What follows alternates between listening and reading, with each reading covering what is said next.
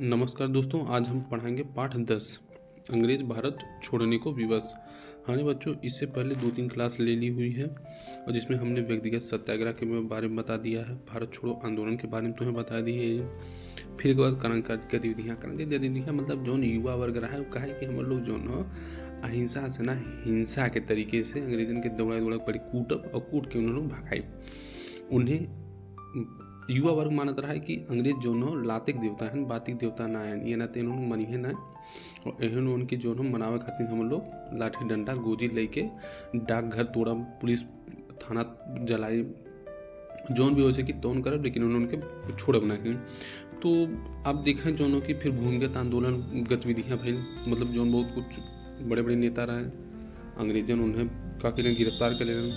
अब जब गिरफ्तार कर लेलन तो जौन छोट नेता रहे उन्हें कहा कि हम लोग लगा तो बंद कर लिए इन्हें। तो उन्हें कहा कैलन कि जो चोरी छिपे रात में दिन में जो यार बाहर से कैसे चोरी छिपे आंदोलन बढ़ेलन, मतलब आंदोलन के आगे लेलन कि ताकि आंदोलन कम न हो, आंदोलन रुके ना, ये आंदोलन जारी रहे। कहें से कि अगर आंदोलन रुक आई तो अंग्रेज फिर जो के हावी हुई है और देश पे बहुत समय तक फिर शासन करी है। तो यह नाते आप देखें कि आंदोलन जो वो रुकल ना, धीरे धीरे आंदोलन जारी रहे। अब देखा आज़ाद हिंद फौज का संघर्ष। आज हम पढ़ाए सुभाष चंद्र बोस के बारे में। आज़ाद हिंद फौज का नाम आते ही सुभाष चंद्र बोस का नाम सहज ही स्मरण हो आता है। उनका यह विश्वास था कि बिना सशस्त्र युद्ध किए भारत अंग्रेजों के शासन से मुक्ति नहीं पा सकता। उनका ये मानना रहा है, गांधी जी इसे कहा रहा है कि नहीं, हम लोग अहिंसा के रास्ते पर सत्य के राह पे चल के अंग्रेजन से भारत के ले लेब, अंग्रेजन के भारत से भगा देब और भारत के आज़ाद करवा ले। लेकिन दूसरी तरफ जो युवा वर्ग के नेता रहे, जो थोड़ा सा जो नए विचार के, नए क्रांति के उपज रहे हैं, जैसे सुभाष चंद्र बोस, उन्होंने कहा नहीं, बिना हथियार के, बिना जो हथियार के और शक्ति के हम लोग अंग्रेजन के हरा ना पाए। तो यह नाते आप देखें कि दोनों तरह से, एक तरह से माने कि गांधी जी यार अहिंसा की बात करें, सत्य की बात करें, और दूसरी तरफ जैसे भगत सिंह भैलन, चंद्रशेखर आजाद भैलन, सुभाष चंद्र बोस भैलन, इन्होंने हिंसा कैलन, हिंसा के माध्यम से आज़ादी दिलावे कोशिश कैलन। तो दोनों तरह से प्रेशर अंग्रेजन पे पड़ल, नहीं तो अंग्रेज इतनी आसानी से भारत छोड़ के जाए वाला ना रहे। तो देखें, अतः सुभाष चंद्र बोस ने फॉरवर्ड ब्लॉक नाम से युवकों का एक संगठन प्रारंभ किया। परिणाम स्वरूप सरकार ने उन्हें बंदी बना लिया। एक मतलब युवकों का एक मतलब जो नए एज की लड़कियां ना है, छटल जो कि कहला कि गांव के आवारा जेके बोलेलन कि आवारा लड़कियां हो, लेकिन आवारा लड़कियां जो हो कि उन्हें संघर्ष करे की क्षमता रहे, उन्हें में लड़े क्षमता रहे, उन्हें एक संगठन मिले जेकर नाम रहा फॉरवर्ड ब्लॉक। अब अंग्रेजन की लगल कि जो संगठन बनावत हैं इसे हुई का कि हम लोगों के ऊपर हमला करो हैं या भाई लूटपाट करो है या कुछ जो अंग्रेज की क्षति पहुंची है। तो अंग्रेजन जो कि चंद्रशेखर आजाद के पकड़ के जेल में बंद कर लेलन। अब बंद कर लेलन तो जो फॉरवर्ड ब्लॉक रहा वो लगभग एक तरह से कहला बिखरियन। कुछ दिनों बाद उन्हें जेल से छोड़ दिया गया, लेकिन उनके मकान में ही उन्हें नज़रबंद कर दिया गया। मतलब उन्हें कुछ दिन बाद छोड़ दिला कि भाई ना तो कोनो अपराध किए रहे हैं, ना तो कोनो जो उनकी रंजिश में उनकर संलिप्तता रहा है, ना तो कोनो गुनाह किए रहे हैं। झूठ है, उन्हें खाली एक फॉरवर्ड ब्लॉक बनावे के कारण उन्हें गिरफ्तार किए रहे हैं। और अंग्रेजन की बार बार शंका रहा है कि सुभाष चंद्र बोस बड़ा प्रभावशाली व्यक्ति रहे, मतलब बहुत पहचान उनकर है, युवा में बड़ा जो कि उनकर नाम रहा है कि उन जहाँ कहने तो युवा वर्ग वहीं जो कि पलट के चली आए। तो यह नाते अंग्रेजन की भय रहा है कि इन्हें अगर बाहर इन रही हैं तो ये जो कि आंदोलन के प्रभावित करिए। यह नाते इन्हें का करा कि घर में नज़रबंद कर जाए, इन पड़ रहा है वैसे नज़रबंद, मतलब कि घर से बाहर न निकलें, वहीं खाना पीना शौचालय सब करें, बाहर न निकलें। जनवरी 1943 को वह चुपचाप घर से निकलकर काबुल होते हुए जर्मनी से जापान जा पहुंचे।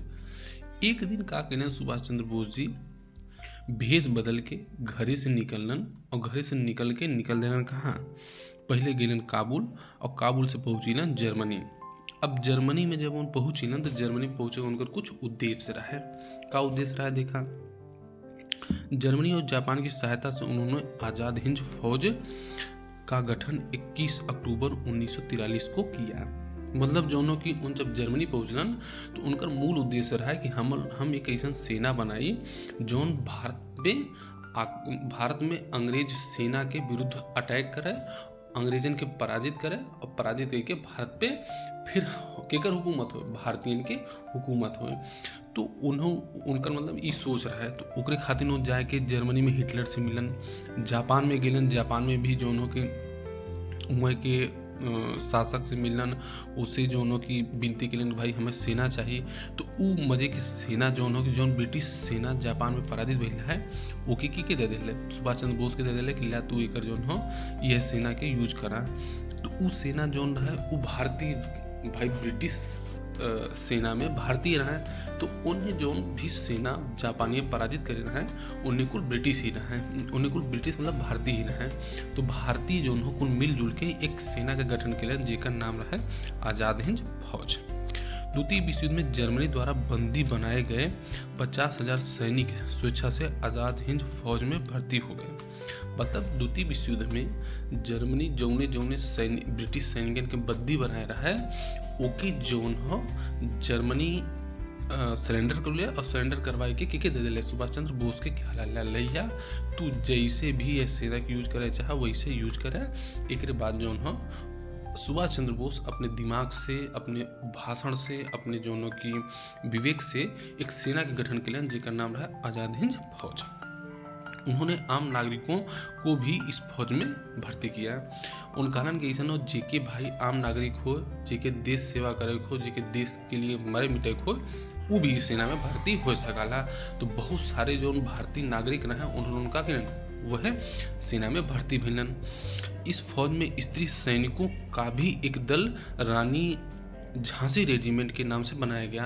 एक महिला रेजिमेंट भी बनाई है पुरुषन के तरह कर देखा। वह समय सुभाष चंद्र बोस कितनी प्रगतिशील दिमाग के रहे, कितना जोनों की आगे सोच रहे हैं कि महिला के रेजिमेंट बनेलन कि महिला जोनों की भी सेना में भर्ती हुए, उन्हों जोनों हथियार चलावे, उन्हों जोनों की सेना की तरह जोन भी हथियार हो, शस्त्र हो, सब चलावे, उन्हों पुरुषों की तरह कंधे से कंधे मिला के लड़े। जब वह समय की बात थी जब महिला के जोन घर से बाहर ना निकले थे, उनकर खाली काम रहा है कि खाना बनाइब, खाना कपड़ा धोइब और बच्चा पैदा करब, एक अलावा महिला कोनो काम ना रहा। वह समय सुभाष चंद्र बोस जी का कैलन महिला के लिए एक नया अवसर निकलन कि भाई महिला सेना में भर्ती हुए, सेना में भर्ती होकर देश सेवा करें। आज़ाद हिंद फौज के सिपाही सुभाष चंद्र बोस को नेताजी कहते थे। क्वेश्चन भी पूछ सकला नेताजी के खतरा है, आज़ाद हिंद फौज के सिपाही सुभाष चंद्र बोस के क्या बोलते हैं, नेताजी बोलते हैं। उन्होंने अपने अनुयायियों को जय हिंद और दिल्ली चलो के नारे दिए।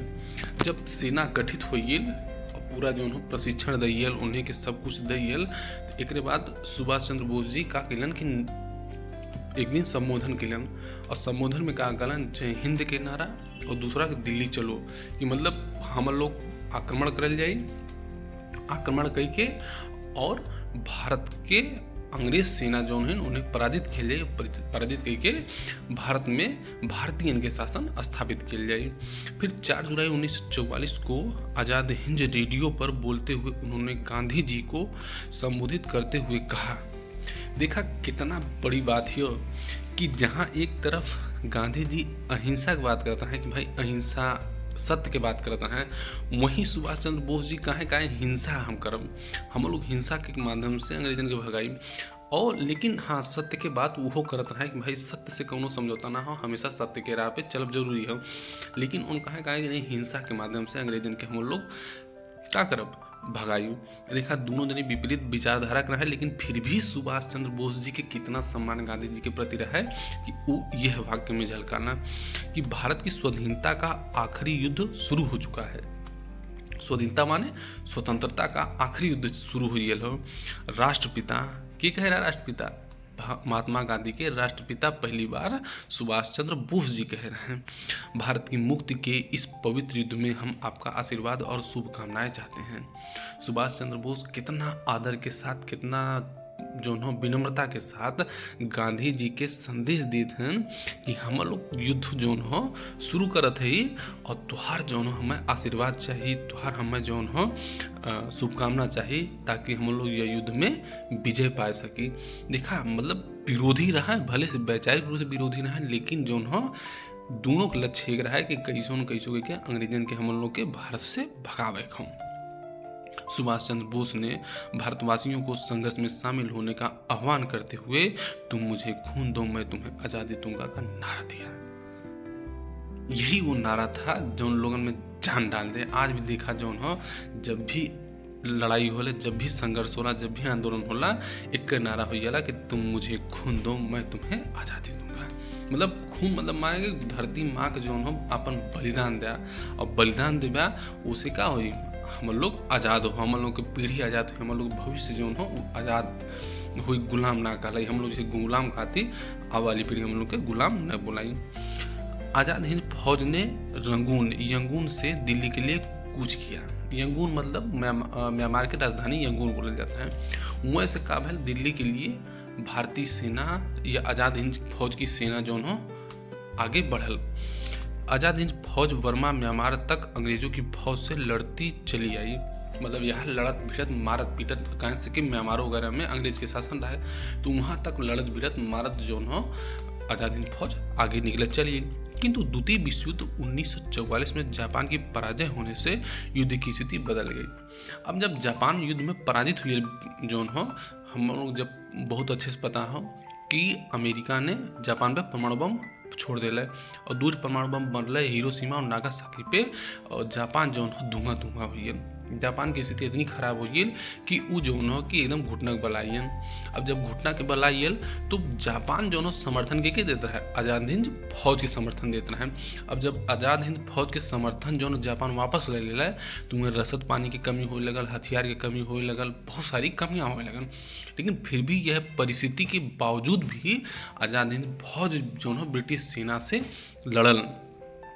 आज़ाद हिंद फौज का अभियान रुक गया और फौज को आत्मसमर्पण करना पड़ा, क्योंकि जब तुम्हारे पास खाए का ना हो, बंदूक ना हो, तुम्हारे पास कपड़ा पहले का ना हो, तो तुम्हें जो हो कि युद्ध कितने दिन तक सर्वाइव कर सकेला, कितने दिन तक आगे लाई जा सकेला। और यही स्थिति भइल आज़ाद हिंद फौज के साथ कि आज़ाद हिंद फौज के युद्ध बाद में चल के आत्मसमर्पण करे पड़िए कि भैया अब युद्ध ना हो। कहाँ से सैनिक भाई ब्रिटिश सैनिक हावी हुई हैं, उनके पास हथियार रहा, उनके पास सैनिक रहा, हावी हुई हैं, बड़ी संख्या में आज़ाद हिंद फौज के सैनिक मारे लगन, तो बाद में जो हो आत्मसमर्पण करे पड़िए। तो इन बहादुर देशभक्त सैनिकों पर दिल्ली के लाल किले में मुकदमा चलाया गया।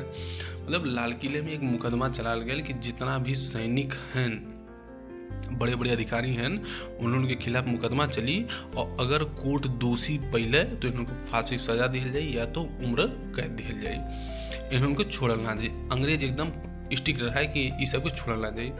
लेकिन आज़ाद हिंद फौज के सेना के भारतीय जनता में इतना मतलब उन्हीं के प्रति इतना प्रेम रहा है, इतना जो कि कहला कि अगाध विश्वास रहा है कि भारतीय एक भारतीय जनता जो आज़ाद हिंद फौज के समर्थन में खड़ी हुई है कि अरे हम ही लोगों के खातिर इस सेना लड़ल है और हम ही लोगन के जो कि हम ही लोगन के सामने इन्हें फांसी दी जाए, ये कैसे हो सकाला। अब देखा सैनिकों का विद्रोह। सन 1946 में अंग्रेज सरकार की नौसेना में भारतीय सैनिकों ने बगावत कर दी।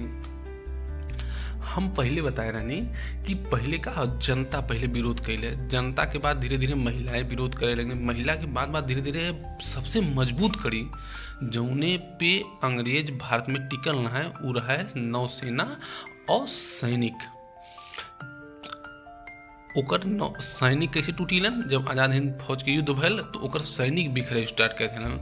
और देखा जब जौन हो नौसैनिक विद्रोह भैल तो ओकर जौन नौसेना के जहाजी बेड़ा रहे ओकर सैनिक बिखरे स्टार्ट कर दिलन और वहीं से अंग्रेजन के रीढ़ धीरे धीरे टूटत चली। लेकिन अब उन्हें समझ में आई कि अब भारत पे कब्जा रखब या भारत पे नियंत्रण रखब बहुत दूर की बात हुई।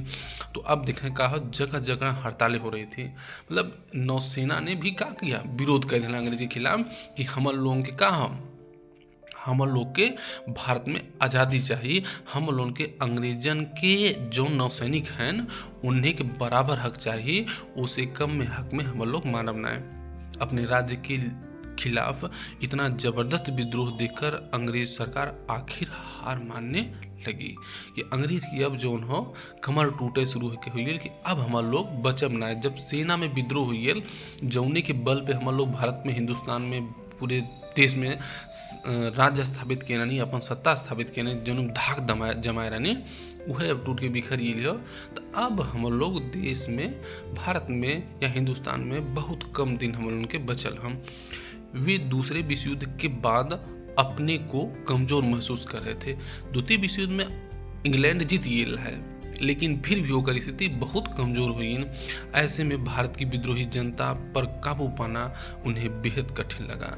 कहाँ से जनता जो आग बबूला भैल है कि कैसे भी अंग्रेजन से हम लोगों को छुटकारा पावे को, विद्रोह करे के, मरे मिटे के तैयार रहे।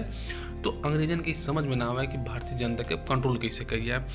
इंग्लैंड में जो मजदूर दल की सरकार थी वह भारत को स्वतंत्र करने को राजी हो गई। जब नौसैनिक विद्रोह हुई, जब सैनिकन के विद्रोह हुई, तो अंग्रेज अब जान कि अब हम लोगों के दिन बहुत दिन बचल ना हो भारत में। यह नाते अब धीरे धीरे अपन बोरिया बिस्तर बांधा और वो मजदूर दल के सरकार रहा है वो घोषित कर दिला कि भारत के हम लोग का करब, आज़ाद करब। अब देखा, जब सन 1945 ईस्वी में द्वितीय विश्व युद्ध समाप्त हो गया तो युद्ध के दौरान बड़े बड़े देशों द्वारा दिए गए आश्वासनों की पूर्ति करने की मांग जोर पकड़ने लगी। मतलब जब द्वितीय विश्व युद्ध समाप्त हो तब ब्रिटेन हारियल। अब ब्रिटेन के हारे के बाद रूस कहा है कि हर देश के आज़ाद करा। फिर वह अमेरिका कहा है कि जितना भी जो गुलाम देश हैं, जितना भी उपनिवेश देश हैं उन्हें आज़ाद करा। तो ब्रिटेन पे दबाव बने लगल कि भाई जो हो अब तू भारत के, अफ्रीका के जितना भी तोहरे उपनिवेश हैं, जितना भी देश हैं उन्हें अब स्वतंत्र करा। अब स्वतंत्र रूप से उन्होंने अपन का करे, शासन संचालित करें। अब ऊपर तू नियंत्रण हटावा। अमेरिका और रूस अनेक बार यह संकल्प दोहराते रहे कि यह युद्ध स्वतंत्रता और लोकतंत्र की रक्षा के लिए लड़ा जा रहा है। मतलब लोकतंत्र हर देश में स्थापित होगा, हर देश में स्वतंत्र नागरिक होंगे, यह नाते ये द्वितीय विश्व युद्ध लड़ल जात हो। तो यह नाते आप देखें कि ब्रिटेन पे दबाव बार बार पड़े लगल कि जो हो भारत से जल्दी अपन सेना, अपन अधिकारी सब कुछ बुलावा, भारतीय इनके शासन सौंप दा। अब वे नैतिक रूप से भारत की स्वतंत्रता का समर्थन करने को बाध्य थे कि अंग्रेज चाहत रहा है कि हम लोग भारत में शासन करी, लेकिन अमेरिका और रूस और बहुत सारा देश, फ्रांस वगैरह इतना दबाव डालन ब्रिटेन पे कि, और दूसरी चीज़ कि भारतीय जनता ना चाहती रहा कि एक क्षण भी ना चाहती रहा कि अंग्रेज भारत में शासन करें। यह नाते सबकर इतना दबाव बढ़ल कि ब्रिटिश के भारत के छोड़ के भागे के पड़ल। तो नमस्कार बच्चों, अब अगले दिन फिर पढ़ाई।